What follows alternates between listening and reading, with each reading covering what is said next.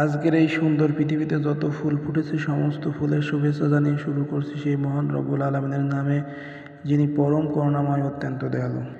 প্রিয় নেটিজেন, আমি আজকে আপনাদের সামনে পবিত্র কালামে হাকিমের ছোট্ট একটি আয়াত নিয়ে হাজির হয়েছি, যে আয়াত আমাদেরকে অনুপ্রেরণা দিতে সাহায্য করে।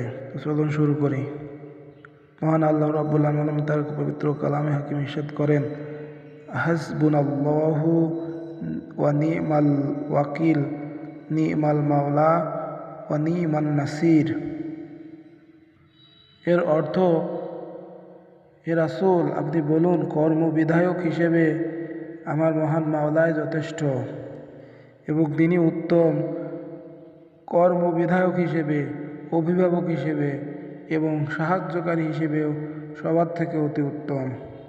প্রিয় নেটিজেন, আমরা যদি মহান রব্বুল আলামিনের সাহায্য পাই, তাহলে পৃথিবীতে আর কারো কাছে কোনো কিছু চাওয়ার থাকে না। যে মানুষটার আল্লাহ হয়ে যায়, তার কি বার দরকার আছে? যে মানুষটা আল্লাহকে পেল, সেজন্য সব কিছুই পেল। যে মানুষটা আল্লাহকে হারালো, সেজন্য পৃথিবীর সমস্ত কিছুই হারিয়ে ফেলল।